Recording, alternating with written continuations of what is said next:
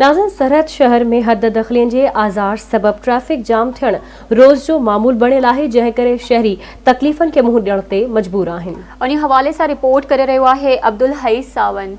सरहद में हद दख़लियुनि जे आज़ार सबब ट्रैफिक जाम थियण रोज़ जो मामूल बणियल आहे।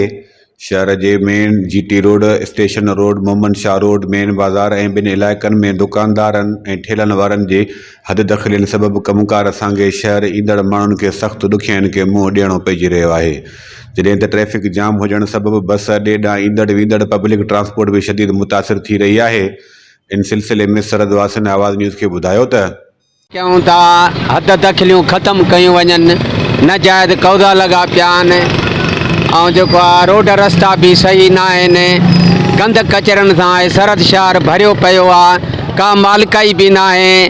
चूंडियल नुमाइंदा हिन माल ताईं ज़ाहिर भी न आहिनि। वाइदा कयूं, वाउंट वरितियूं, हलिया वञनि था। यहाँ पे जो है हमारी हद जो है दुकानों के बाहर जो है आदमियों ने निकाली हुई है।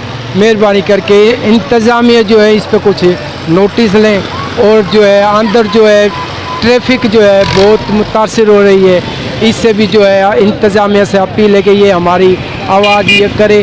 बस वगैरह ये हद तरफी की वजह से ये जो है ना बाहर जा का ये सिस्टम हो रही है। अंदर हमारे बच्चों को जो है बाहर सफ़र करने के लिए बस का स्टॉप यहाँ बेहतर है और जो है बाहर अगर बाईपास की तरफ चले गया हमारे बच्चों को बड़ी तकलीफ़ें होंगी। जेके हद खलियूं वॾी थी वयूं आहिनि। मसलो इहो आहे त दुकानदार 4000 जी दुकान जो किरायो जेको आहे ॿाहिरियों ठेले वारे खां, रेडी वारे खां इन्हनि को वसूल करे थो। ॿियो त इहे जहिड़ी दुकान ठहियलनी ये भी रोड जी हदूद में ठहियलनी। तव्हां ॾिसी रहिया आहियो त हिते सरहद शहर में एनी टाइम हद खुलियुनि जो जेको वॾो आज़ार आहे। जाते काथे जेको आहे न रेडियूं गाॾा या दुकानदार ॿार जेको आहे न पंहिंजो सामान दुकान हो ॿाहिरि रखी करे वेठो आहे ऐं जेको आहे न माण्हुनि खे अचण वञण जे लाइ या ट्रैफिक जी आमद और रफ़्त जे लाइ जेको न ॾाढी परेशानी थिए थी। सरहद वासियुनि वागदड़नि खां मुतालबो कयो आहे त सरहद शहर में ट्रैफिक जाम थियण ऐं हद दख़लियुनि जे आज़ार जो नोटिस वठी आवाम खे सहूलियतूं फराहम कयूं वञनि।